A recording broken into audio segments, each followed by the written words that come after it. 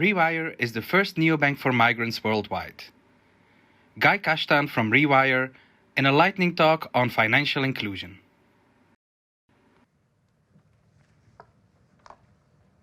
Hi everyone, happy to be here.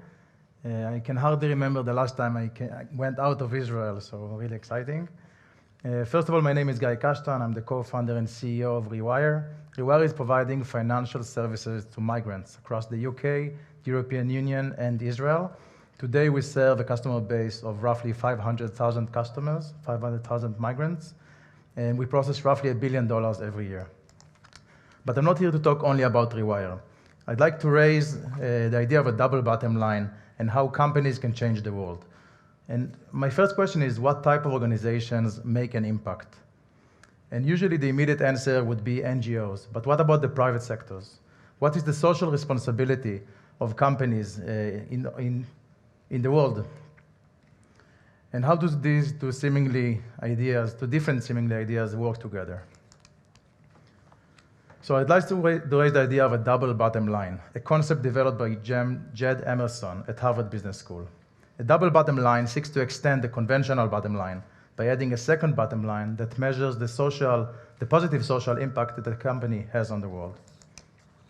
Let's take a few companies as examples. Genetica, that treats anxiety that is rising as a result of COVID-19.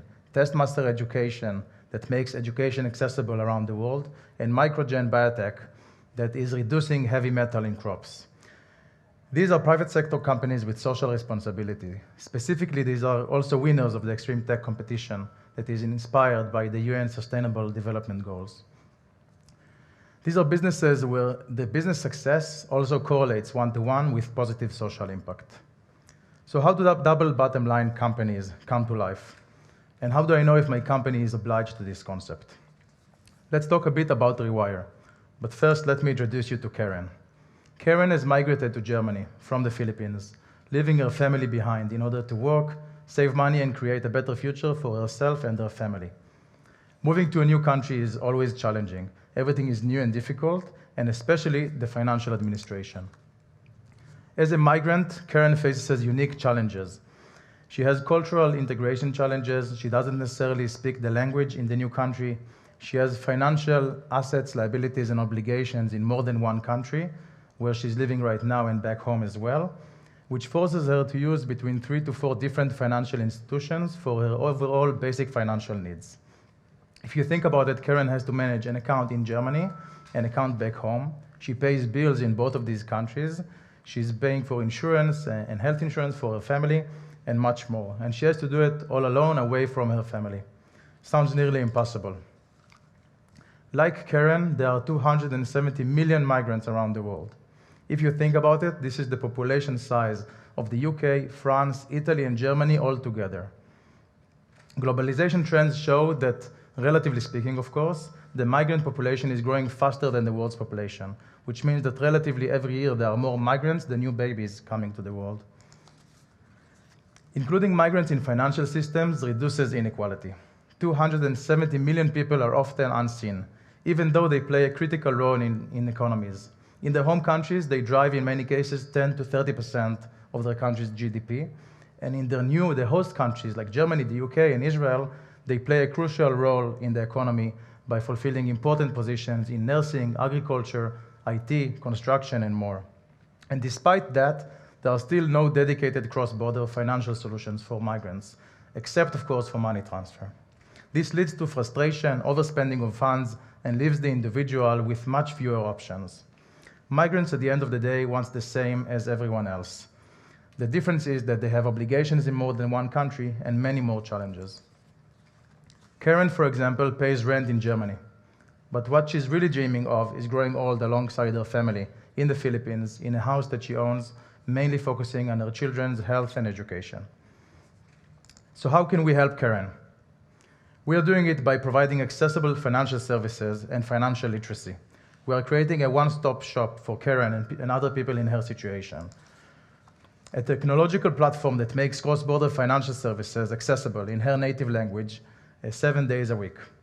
But that's not enough. We're also providing the educational tools that are needed in order to use it, such as community managers, people coming from the community, social groups in order to support one another, and expert financial knowledge. Also, Karen can decide for herself. We harness the power of technology to reduce the challenges and prejudice, such as the need of proof of address and origin-based discrimination. Remember the double bottom line? So here is how social impact and business growth complement each other. While saving the world is a great and noble cause, funds for NGOs at the end of the day are limited. Growing a sustainable business with positive impact is critical to changing the world. Some numbers. So migrants process and send money home more than $650 billion every year. And we're looking at the bigger picture. We're looking at a market of over $1 trillion in financial services. As a service that is tailored specifically for migrants, everything we do is for them. We build and we plan in any regard only for migrant workers. And during COVID-19, accelerated by COVID-19, we grew roughly 300% last year. And when asked about the social return of investment, I'm proud to say that more than 40% of our customers are coming from organic channels such as word of mouth and friend referral programs. Now, we don't only preach our values, we also act by them. We believe in the power of diversity. Migrants are not only our customers, they are also our company and community. More than 40% of our employees are first-generation migrants, more than 50% are women, and more than 10% identify as LGBTQ. So how do double bottom line companies come to life? Who are the people behind them? The answer lies in the people and purpose you serve. Whether it's to protect people from poisonous crops, making education available, or serving the unseen population. By placing Karen's needs at the center, we are promoting inclusion, diversity, and equality, all while growing our business, creating work for migrants across the world. These so-called for-profit companies are not replacing NGOs, they are complementing them. It is good for business while also fueling our spirits and creating an amazing impact. So let's make the world a better place together, a place where organizations commit to positive social impact and reflect it both inside the organization and outside. For Karen, for 270 million migrants, and for the rest of the world. Thank you.